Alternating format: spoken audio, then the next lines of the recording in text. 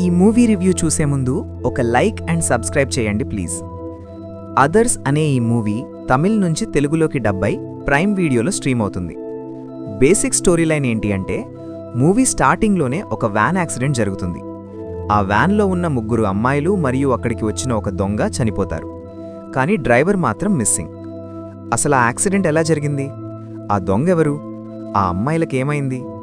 దీని వెనక దాగి ఉన్న నిజమేంటి? ఈ క్వశ్చన్స్ అన్నిటి చుట్టూ తిరుగుతుంది ఈ మెడికల్ థ్రిల్లర్. డబ్బింగ్ చాలా పర్ఫెక్ట్గా సెట్ అయింది. తెలుగు ఆడియన్స్కి న్యాచురల్గా అనిపిస్తుంది.